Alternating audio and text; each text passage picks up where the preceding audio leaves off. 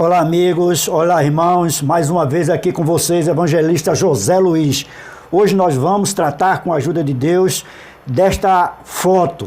Nós vamos falar sobre esta foto que roda aí a internet e que é motivo de críticas e de não críticas. Uns creem, outros não creem, uns creem, mas escondem, eu não sei porquê, mas é disto que com a ajuda de Deus nós vamos tratar hoje. O que é este halo de luz na cabeça deste homem? Quem é este homem? O que significa esta foto para nós? Então, com a ajuda de Deus hoje, nós vamos tentar esclarecer aqui o máximo possível do que se trata esta foto. Então, nós sabemos que desde o princípio, Deus fez separação entre a luz e as trevas. Livro de Gênesis, capítulo 1, versículo 3 e 4, diz a palavra de Deus assim: E disse Deus, haja luz, e houve luz. Versículo 4, e viu Deus que era boa luz, e fez Deus separação entre luz e as trevas. Aleluias. Então, para nós começarmos a entender esta foto, nós vamos ter que voltar no tempo, 72 anos atrás, lá em janeiro de 1950, em Austin, cidade do Texas, onde tudo começou. O que acontece? Os homens que patrocinavam as campanhas do reverendo William Branham, eles haviam programado 17 noites consecutivas naquela cidade, em Austin, no Texas. E estes homens, não só eles, como algumas igrejas que patrocinavam também, naquela ocasião, como em muitas outras, haviam igrejas que eram contra as reuniões, haviam igrejas que eram a favor das reuniões, as que eram contra geralmente eram as igrejas tradicionais, como batistas, presbiterianos, essa coisa por aí. E aquelas que patrocinavam, que eram a favor, geralmente eram as igrejas pentecostais. E entre as igrejas pentecostais, várias que patrocinavam, eu quero citar aqui apenas duas que são conhecidas no Brasil, que são grandes: a Igreja Assembleia de Deus e a Igreja do Evangelho Quadrangular.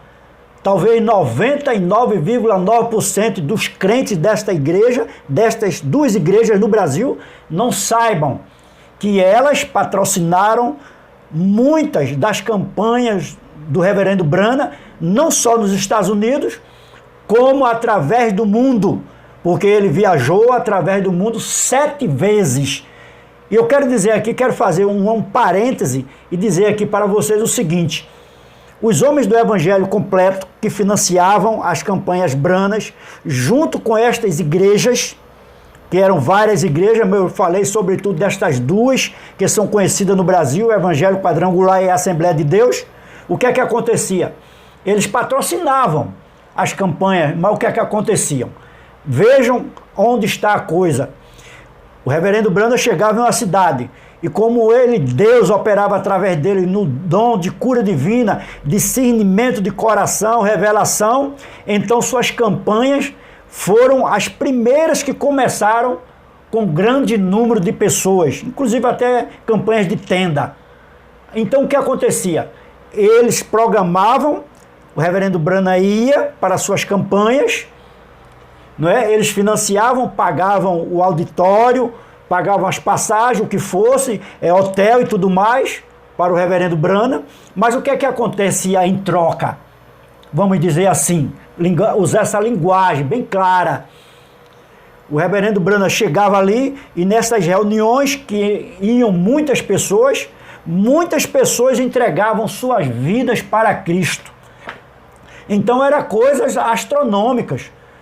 Reuniões, numa reunião dessa aqui, 17 noites consecutivas, eram milhares de pessoas, milhares que se entregavam a Cristo. Então o que acontecia? Estas igrejas que patrocinavam, estas pessoas convertidas, na maioria dos casos, elas iam para estas igrejas. Então a igreja tinha este retorno.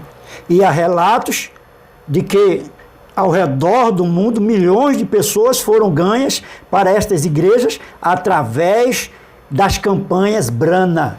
Mas vamos voltar aqui para o relato histórico da fotografia. Vamos voltar para janeiro de 1950 em Austin, no Texas. Quando as reuniões começaram a acontecer, elas começaram num auditório pequeno. Parece-me com capacidade para apenas 4.000 pessoas. E como a média de comparecimento era 8.000 pessoas, logo tiveram que mudar de lugar. E isso começou a incomodar aquelas igrejas que não patrocinavam as campanhas Brana. E entre estas igrejas, que ali havia naquela ocasião um ministro de uma igreja batista chamado Dr. Best. Ele era formado em teologia e chamavam de Reverendo Dr. Best. E ele lançou um desafio, ele contratou a imprensa local para divulgar matérias suas contra o ministério do irmão Brana, a ponto de desafiar o irmão Brana para um debate e dizer que o irmão Brana tinha medo dele, tinha medo de ouvir a verdade, porque o irmão Brana não queria ir para o debate. O irmão Brana dizia, olha, eu tenho aqui 8, 9 mil pessoas que estão precisando receber orações, eu vou perder tempo com este homem não. Mas acontece que naquela ocasião, como na maioria e muitas ocasiões, acompanhava o irmão Brana dois grandes homens conhecidos aí no mundo inteiro.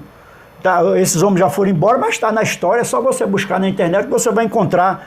Um era Gordon Lindsay e o outro era Fred Basler. Então você vai ver o seguinte, o irmão Fred chegou para o irmão Brana, mostrou o jornal local e disse, olha, o que é que eles estão fazendo com você aqui? Eles estão te desafiando para um debate. O irmão Brana disse, não vou me meter nisso não. Tudo bem. Chega no dia seguinte, de novo, está lá na mídia. Olha, agora está dizendo que você é um fanfarrão, um medroso, está fugindo dele.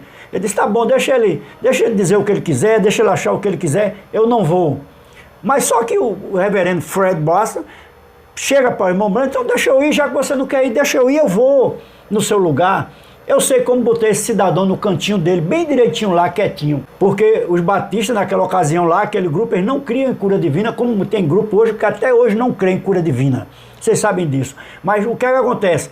De tanto insistir com o irmão Brana disse, tá certo, tudo bem, mas não vá fazer reboliço com isto. E assim foi marcado o debate. E o debate foi para o jornal, foi para a mídia, foi para todos os lugares. E naquela ocasião, como o povo ficou sabendo do debate, que ia haver de fato um debate, então nesta noite o Coliseu Sam Houston ficou lotado muito mais. E o que é que acontece? O irmão Brana foi ao debate, mas não como debatente. Ele foi inclusive com 2 policiais, com seu irmão, sua esposa, mas foi como que disfarçado, assim, com o chapéu meio arriado na frente, cobrindo um pouco de sua face, não é? E o terno aqui, a gola da roupa bem para cima, de maneira que ele entrou ali dentro do Coliseu e as pessoas não notaram, e ele foi para a 3ª galeria ainda mais, lá para cima. E as pessoas não notaram. Enquanto isso, o debate estava correndo lá embaixo, entre o seu Best, o Batista, e entre o seu Fred Basler. Estava rolando debate lá embaixo. O irmão Brana estava lá em cima, quietinho, todo quietinho na dele, e o debate estava se desenrolando. Só que, em determinada ocasião, aquele cidadão, aquele reverendo, seu Best, ele começou a se enrolar, porque ele não tinha argumento contra a cura divina. E toda vez que o senhor Fred Basler o instigava com a escritura, ele ficava cada vez nervoso mais. E de repente ele começou a dizer, cadê esse homem? Cadê o reverendo Brana? Cadê o reverendo Brana que não tem coragem de vir aqui? E enquanto isto, um fato que aconteceu é que este senhor Best, ele contratou a mídia local, o jornal A Crônica, e aí junto 2 fotógrafos, o senhor Kipperman e o senhor Ayres. Eles eram fotógrafos profissionais dos estúdios Douglas em Houston e membros da Associação dos Fotógrafos Americanos. E este senhor, o Dr. Best, tinha pessoalmente os contratado para tirar fotos do debate para divulgá-las no dia seguinte. Então, como estes dois fotógrafos haviam sido contratados por este senhor Best, ele tentava controlar esses fotógrafos. Então ele impunha o dedo em riste sobre a face, o nariz do seu Fred e mandava o fotógrafo tirar uma foto. Ele colocava o punho em riste e mandava o fotógrafo tirar uma foto. Entenderam? O que é que acontecia? Por quê? Porque ele havia contratado os fotógrafos. Então a coisa foi ficando difícil, e ele desafiando, ao ponto que o reverendo Fred Bassa disse para ele: eu sei que o irmão Branham está aqui no auditório, mas a questão não é ele, a questão é nossa aqui, o assunto é cura divina. E o irmão Branham estava lá quietinho na dele. O reverendo Branham estava lá, na terceira galeria, lá em cima, quietinho, com sua esposa, 2 policiais e seu irmão. Só que ele não queria ir descer para participar do debate. Então ele ficou quieto lá, sua esposa segurava ele, seu irmão segurava ele: não vai, você não vai. Mas acontece que em um determinado momento ele escutou algo que ele sempre escutava na vida dele desde os 7 anos de idade. Ele escutou um vento assim passar, soprando. Aí o seu corpo estremeceu. Então ele começou a sentir uma pressão contra seu corpo. E por quê? Porque ele sabia que aquilo era a presença do anjo do Senhor que estava se aproximando. Então ele se aquietou, tentou ficar por ali calado. Daqui a pouco, novamente, então ele disse para a esposa dele: querida, não tem jeito, eu tenho que ir ali embaixo, porque é Deus, é o Senhor que está mandando eu descer até lá. Então ele desceu ali da galeria e foi lá na plataforma. Quando ele foi chegando na plataforma, os 2 fotógrafos, o senhor Alice e o senhor Kipperman, tentaram logo tirar a foto dele. O que Gordon Lindsay, que era um dos patrocinadores, tomou a frente e não permitiu, porque ele sabia que a intenção de tirar a foto era para, no dia seguinte, denegrir a imagem do reverendo Branham. Esta é a verdade. Então ele chegou ali com toda a humildade na plataforma, tomou o microfone e disse: mesmo assim, eu sinto muito por esse debate.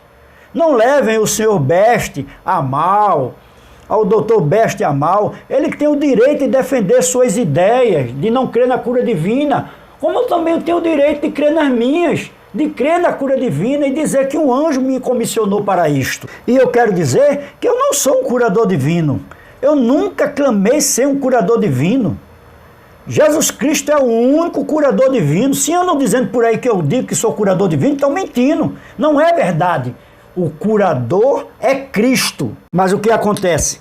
Enquanto o reverendo Branham falava, aquele vento que ele viu lá na galeria de cima, né, onde ele estava, aquele passou novamente ali.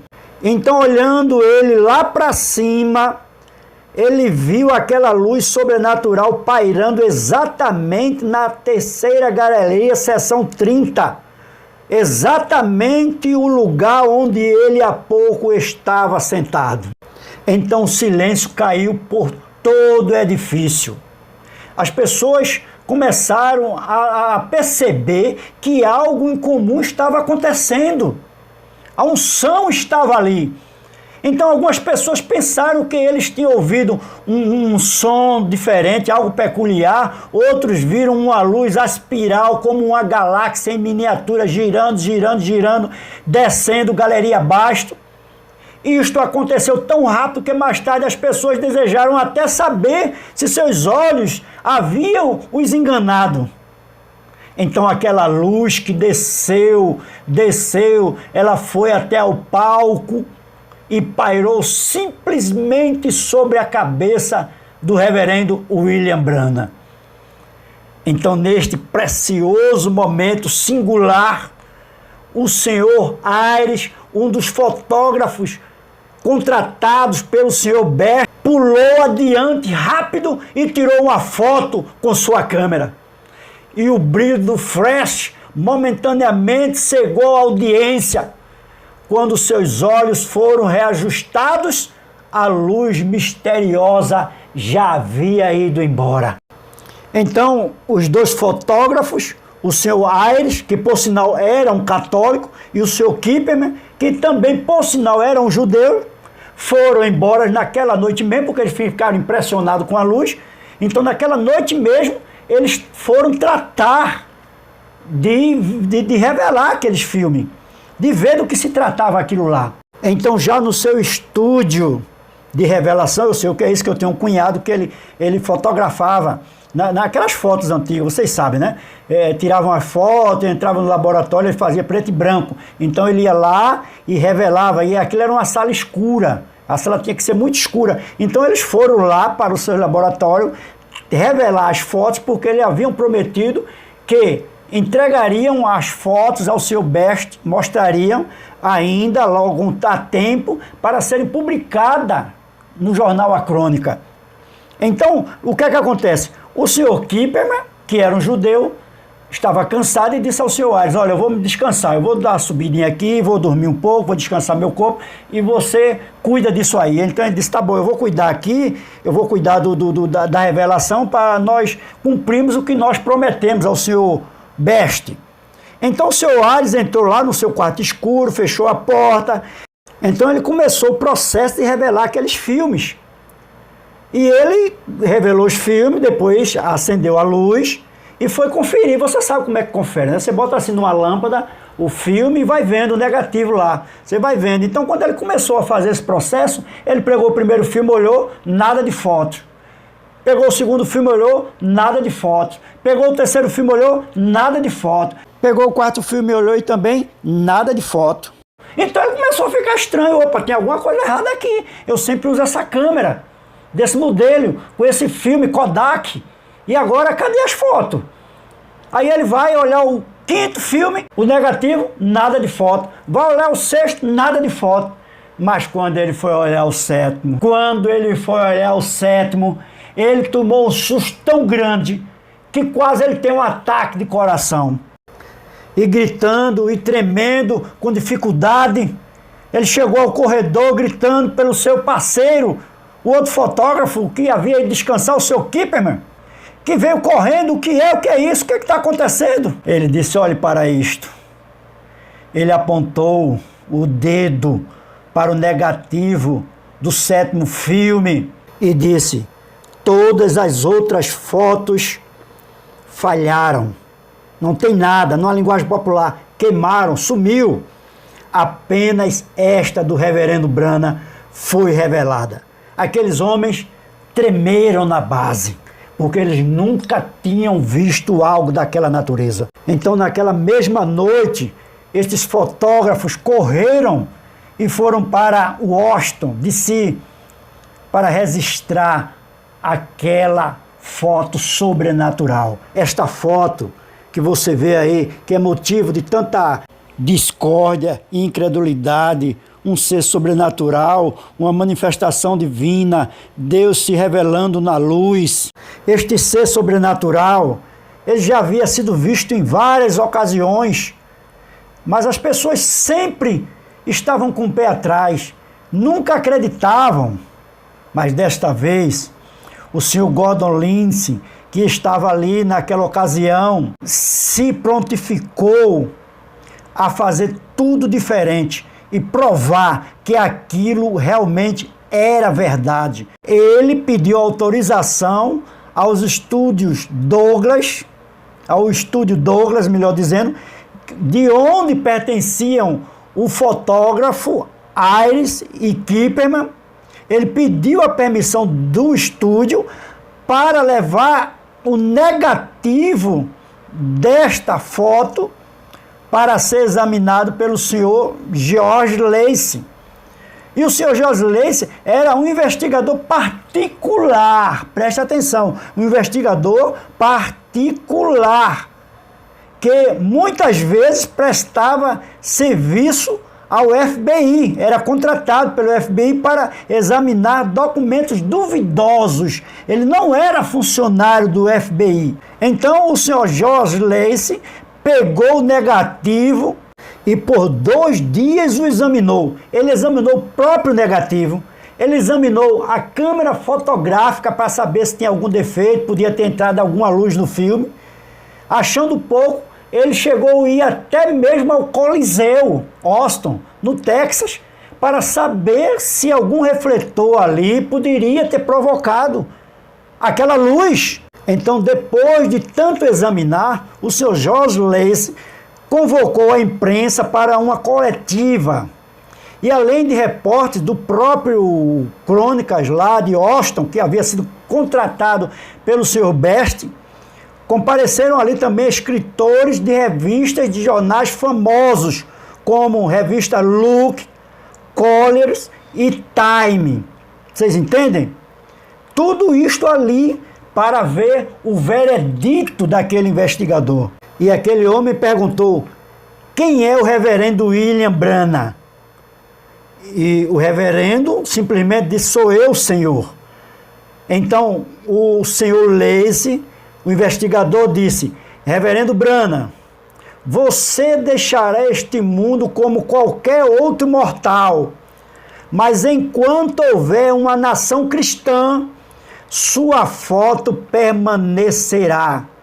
Do meu conhecimento, esta é a primeira vez em toda a história do mundo que um ser sobrenatural tem sido fotografado e cientificamente validado. E como eu mesmo tenho sido um crítico de ti, eu tenho lido sobre tuas reuniões em revista, em todos os lugares, tenho ouvido a sua aclamação sobre um anjo e tudo mais. Eu disse a mim mesmo que isso era psicologia, senhor reverendo Branham. Mas, senhor Branham, o olho mecânico daquela câmera não capta psicologia. A luz atingiu a lente. O negativo prova isto, senhor Branham. E ele ainda disse: tem sempre sido dito por incrédulos por aí que não há prova de um Deus sobrenatural. Senhor Branham, aqueles dias agora são passados. Reverendo Branham, aqui está o negativo. Aqui está a prova que o sobrenatural existe. Aqui está a prova que aquela luz que apareceu no Coliseu, ela atingiu a lente da câmera. Voltemos lá um pouquinho agora para a escritura inicial, Gênesis capítulo 1, versículo 3. E disse Deus: haja luz, e houve luz. E viu Deus que era boa a luz, e fez Deus separação entre a luz e as trevas. Vocês estão vendo? Haja luz, e fez Deus a luz. É a luz que isso está mostrando. É a luz. Você não tem que ver o homem, você tem que ver a luz que está sobre a cabeça do homem. Você tem que ver a luz que está sobre o homem. O homem, como ele sempre disse, é pó. Ele sempre dizia: eu não sou nada, mas a luz que o acompanhou era Deus. O que era aquilo ali naquele Coliseu, naquela ocasião? Era Deus sendo manifesto. Você pode ver isto? Deus sendo manifesto. Mas para quem? Para o crente. Não para o incrédulo, mas para o crente. Como fez com Abraão. Quando ele desceu ali, ele se manifestou. Elohim se manifestou a Abraão. Deus se manifesta novamente aqui agora, nesta luz. E muitos estão criticando, muitos estão tendo vergonha, muitos não querem mostrar, muitos não querem dizer que crer. Mas é Deus. Haja luz. E fez Deus a luz, e fez separação entre a luz e as trevas. Então o senhor George Lacey deu o seguinte veredito: baseado nos estudos e exames descritos acima, tem a opinião definida de que o negativo submetido ao exame não foi retocado, tampouco uma composição ou negativo duplamente exposto. Além do mais, tem a opinião definida de que a faixa de luz aparecendo sobre a cabeça na posição de um halo foi causada pela incidência da luz sobre o negativo. Então vem aí o halo de luz, que é a luz, foi causada pela incidência da luz, porque Deus enviou o seu Filho ao mundo, não para que o condenasse, mas para que o mundo fosse salvo por ele. Quem crê nele não é condenado, mas quem não crê já está condenado, porquanto não crê no nome do unigênito Filho de Deus. E a condenação é esta, que a luz veio ao mundo, e os homens amaram mais as trevas do que a luz, porque as suas obras eram más. O que há com você que não crer? O que há? A luz foi mais uma vez manifesta ao mundo, e os homens não creram, e os homens não creem. O que há com você, pastor, que diz crer e esconde do povo? Você antes mostrava para o povo, você antes colocava ali em um determinado lugar e o povo podia ver a manifestação sobrenatural de Deus, a luz de Deus que veio mais uma vez ao mundo. E agora você está escondendo. Por quê? Porque você já se tornou um grande, um Zé alguém, um milionário, seja o que for. Porque você tem medo de perder membros. Aí você esconde a luz de Deus. A luz não é para ser colocada embaixo da cama. A candeia, não se acende a candeia e coloca debaixo da cama. Não. Mas coloca no velador para que aquela luz possa ser vista, para que aquela luz possa clarear. Porque o mundo está em trevas. Porque as igrejas estão em trevas. Porque elas rejeitaram mais uma vez a luz de Deus. Porque a igreja daqueles dias foi destruída. Porque os romanos destruíram e espalharam pelo mundo. Porque eles não creram na luz que Deus havia enviado. E o mesmo acontecerá agora com você, que não crê na luz de Deus, que não crê na manifestação divina do Espírito Santo. Deus está dizendo, Deus está mostrando que em breve este mundo estará em colapso total. E só escapará aqueles que creram na luz de Deus, que andaram na luz de Deus. Então esta é a questão. Não se deixe ser enganado, não vá ser enganado. Se estão escondendo de você, se você vê na internet um teólogo e alguém diz que isso é falso, isso é mentira, eles disseram o mesmo com Jesus. Quando a luz foi manifesta, eles chamaram de Belzebu, eles disseram que ele era filho das trevas, mas ele era a luz para aquele dia. Sempre é assim, com João Batista foi assim, com Jesus Cristo foi assim, e agora não seria diferente. Agora o pior que vemos são estes que dizem que crê e escondem do povo. Não aceite isto, creia que Deus mais uma vez se manifestou na luz. Eu sou a luz do mundo, quem me segue não andará em trevas, quem me segue andará na luz. Quem me segue terá luz, luz, luz, luz, não apostasia, a apostasia chegou. E chegou para manifestar o homem do pecado, mas aí está a luz de Deus. Siga na luz de Deus, creia na luz de Deus, Deus os abençoe em o nome do Senhor Jesus Cristo. E até o próximo vídeo, se Deus nos permitir.